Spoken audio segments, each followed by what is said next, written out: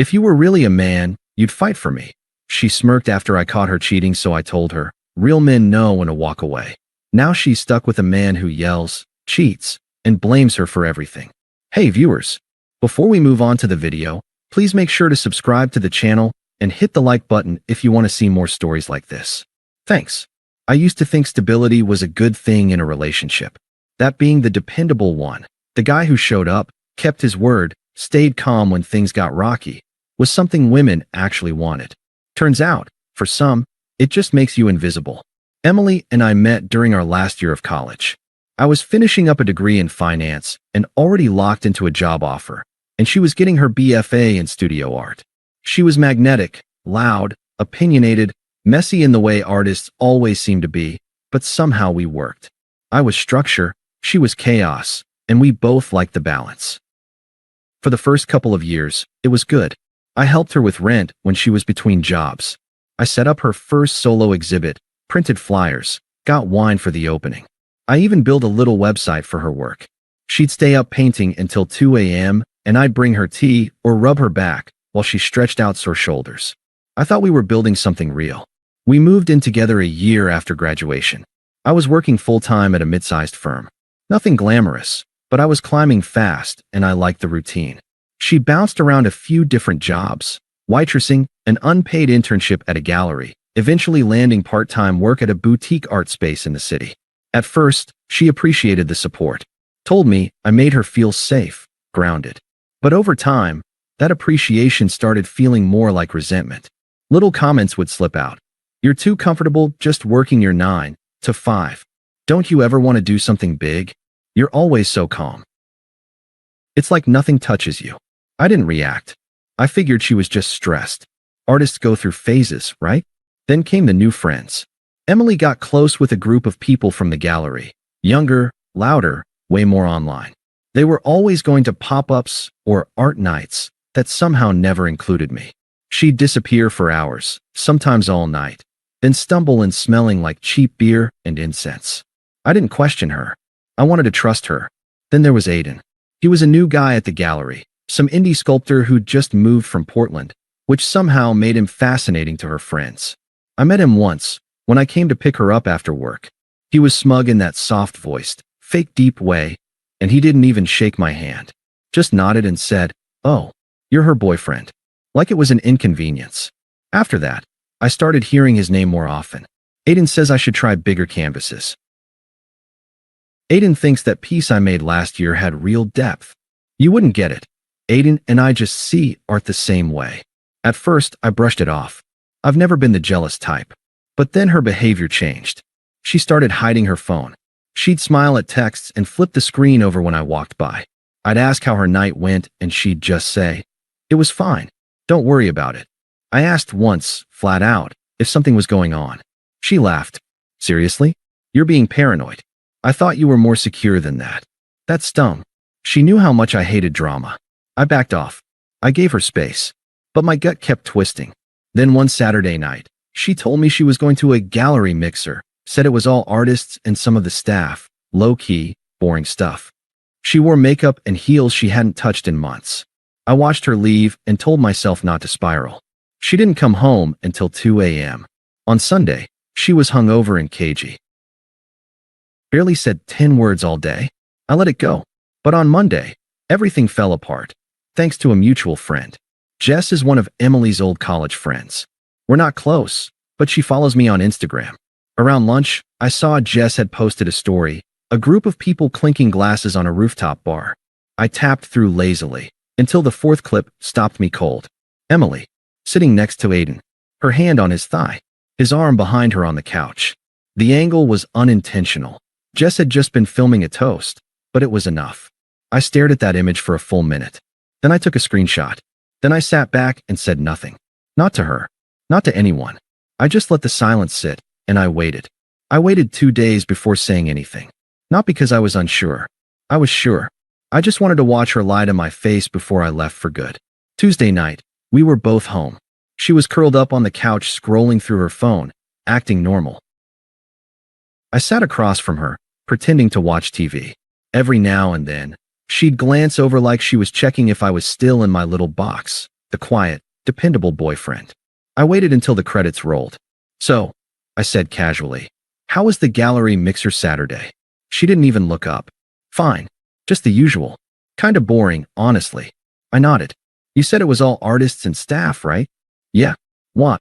I pulled out my phone, opened the screenshot, turned the screen toward her, and held it in the space between us. She stared at it for a second, long enough to register what it was, before blinking slowly and leaning back. Wow. So you're spying on me now?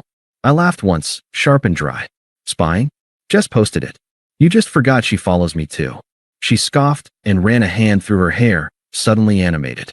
Okay. First of all, that's out of context. We were just sitting close. It was loud. Your hand was on his leg, Emily. So what? She snapped. You never touch me like that anymore. I stayed calm. You never want me to anymore. Don't flip this. She stood up, pacing like she was building her defense in real time. You know what? Maybe if you actually made me feel something, I wouldn't need that attention. So you do need it from him. She stopped, halfway between the kitchen and the living room. Aiden sees me, she said. He doesn't just tolerate me. He listens, he pushes me creatively. I feel alive with him. With you? I feel managed. Handled. Like I'm a task you check off every day. I let that sink in. All those nights making her tea, backing her financially, listening to her vent about critics, job rejections, friend drama. All the little things she never saw as love. And then she smiled, not warmly. The kind of smile people use when they know they're hurting you and don't care. If you were really a man, she said, you'd fight for me. That was it. That line. That smug tone, like I was supposed to throw a punch or scream or cry. Like I should grovel and ask her what I needed to change. Like her betrayal was a test of my manhood. I stood up slowly, walked past her, and grabbed my backpack from the hall closet. I started putting things in it, just essentials. What are you doing? She asked. Getting out of your way. Wow, she sneered. So that's it? You're just going to leave? No fight. No nothing. I zipped the bag, slung it over my shoulder, and turned to her. Real men don't compete with liars, I said. They walk away. Her face shifted, smug to stunned in a second. You're being so dramatic. No, I said. I'm being done. I walked out the door and didn't look back. I got in my car, drove to my brother's place across town, and crashed on his couch. That night, she sent me 2 texts. Emily, you're overreacting. We didn't sleep together. Emily, please don't make this worse than it needs to be. I didn't answer. I just turned my phone off and slept like a rock for the first time in weeks. The next morning, I moved money out of our shared account and sent a polite email to our landlord asking to remove my name from the lease. I didn't need revenge. I just needed peace. The silence did all the talking. I didn't block her, not yet. I wanted her to sit with it, the emptiness where I used to be. No calls, no texts, no angry messages or dramatic, we need to talk. I didn't post anything online. I didn't go out of my way to look like I was thriving. I just disappeared. I moved into a small but clean 1-bedroom near my office. Bought a cheap couch, a bed frame, a kettle. No shared photos. No memories on the walls. Just space. Mine. The first week, she didn't reach out beyond those 2 texts. I think she expected me to cool off. Crawl back. Send a "can we talk?" Or, "I just want closure." That's what she'd gotten from guys before me. But I stayed quiet. By week 2, she started posting again. Photos of herself laughing at bars, cocktails in hand, with captions like, "living, not apologizing." One picture had Aiden in it. Same rooftop, same smug grin. She leaned into him like nothing had happened. Like I'd never existed. At first, it hurt. I won't lie. Seeing her flaunt it like I was the problem made my jaw clench. But then I remembered. I'd already left. I wasn't in the game anymore. Then her stories started to shift. At first, there were tons of group selfies, drinks, parties. Then fewer. Then just solo photos with vague captions like, "People always disappoint you. Some things aren't worth saving."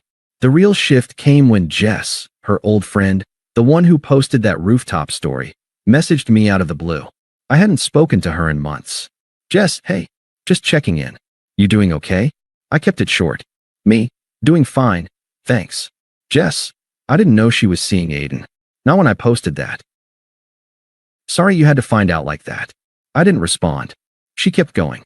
Jess, for what it's worth, I don't think things are going great. He's not what she thought. Turns out, Aiden was more than just smug and broke. He was angry, controlling, always starting fights with people at the gallery, then blaming it on being misunderstood. Rumor was, he'd thrown a stool at someone after they criticized his work during an open studio night. Emily stopped posting him completely by week 5. She didn't tag him, didn't mention his name. Just more sad girl content, vague quotes, and quiet desperation disguised as independence. Then came the first text from her. Emily, hey, just thinking about you. I hope you're okay. I didn't answer. Left it on read. 3 days later, Emily, I've been doing a lot of thinking. About us. About everything. Can we talk? Just one coffee? Blocked. 2 more days passed. Then Jess messaged again. Jess, okay, I'm not trying to get involved, but Emily's not okay. Aiden's been yelling at her. Like full-on meltdowns in public. He broke a piece she was working on. Smashed it in front of her. I waited a full minute before replying. Me. Then she should have valued me when I was there. No reply after that. But I know she saw it. Probably read it 10 times. I think that's when it really hit her, that I wasn't coming back. That she'd traded a partner for a parasite. A calm life for chaos. And now chaos wouldn't even return her texts without breaking something. She'd spent so long trying to make me feel small. Telling me I wasn't passionate enough, man enough, interesting enough. Now she had someone interesting. Someone wild. And she was drowning in it. Week 10 was when she finally snapped. It was a Saturday afternoon. I just finished a workout and was heading back up to my apartment with groceries when I saw her, Emily, sitting on the steps outside my building. Hair tied back messily, no makeup, hoodie too big for her frame. She looked like she hadn't slept. For a second, I almost didn't recognize her. Not because of how she looked, but because of how small she seemed.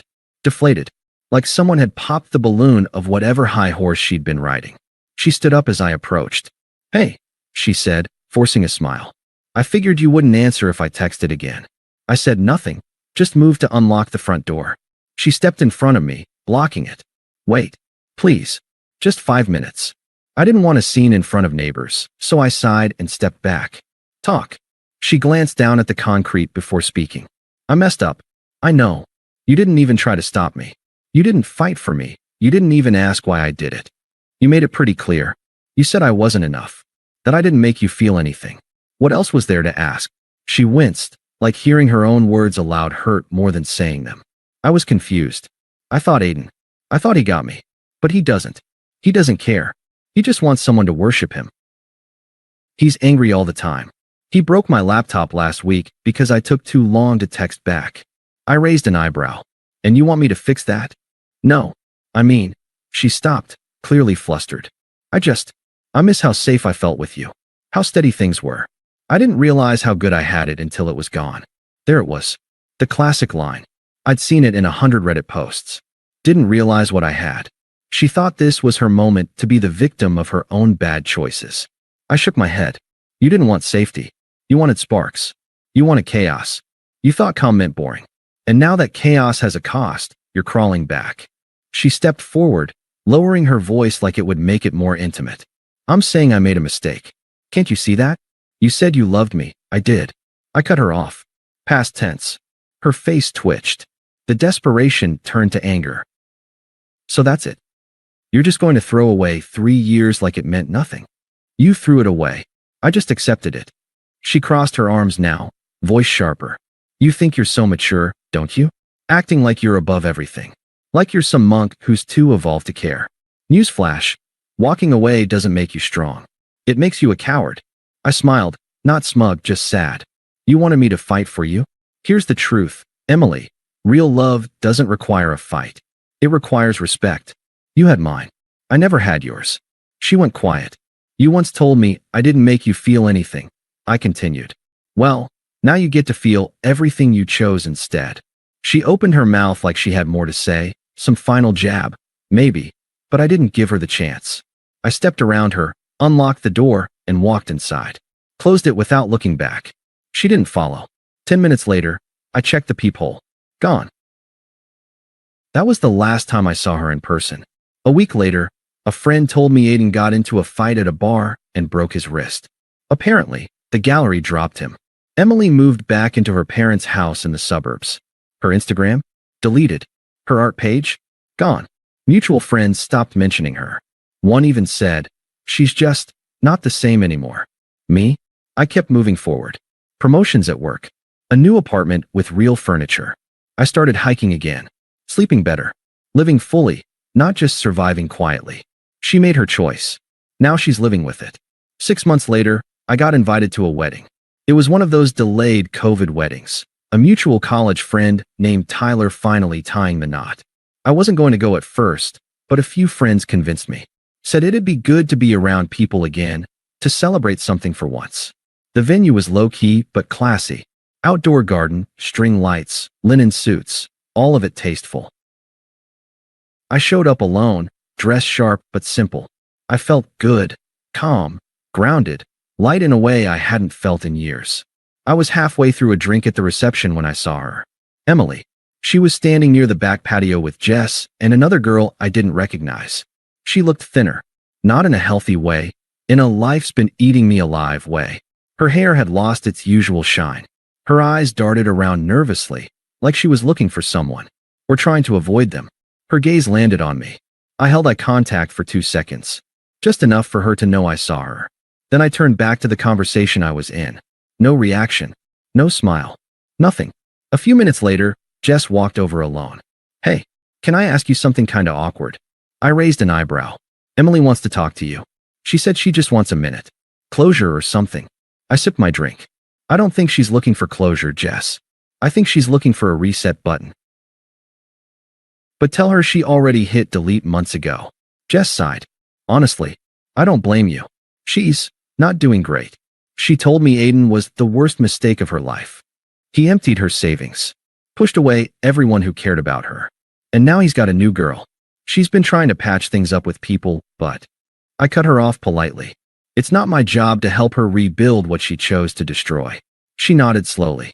No protest. No guilt tripping. The rest of the night was peaceful. I danced. I laughed with friends. Took photos. At one point, someone handed me a slice of cake and said, "You seem lighter lately, man." Like something finally let go. I didn't explain. I didn't need to. But as the night wound down and people started saying their goodbyes, I stepped outside to call a car. And that's when she approached me one last time. Emily walked up slow, unsure. She was holding a glass of wine like it was anchoring her in place. "You really aren't going to say anything to me?" she asked. I looked at her. Really looked. All the damage, all the bruised pride, all the weight of her choices etched into her face. "I already said everything I needed to, Emily." With my silence. "I thought maybe, after all this time, you'd understand. That maybe we could talk. Try again." I shook my head. "You don't miss me, Emily. You miss the man who made you feel safe while you burned everything down around him. And that man isn't available anymore." She blinked, stunned. "You've changed," she said, almost to herself. "Yeah," I replied. Turns out, being treated like I wasn't enough was exactly the motivation I needed. She looked like she might cry, but I didn't wait to find out. My ride pulled up. I gave her a small nod. Nothing cruel, just final, and walked away. No drama. No fireworks. Just closure, the real kind. I don't think about her much anymore. She became a lesson, not a loss. And me? I never had to fight to prove I was a man. I just had to walk away and let time prove it for me. Thanks for watching. Make sure to subscribe to the channel and hit the like button. What do you think about this story? Share it in the comments.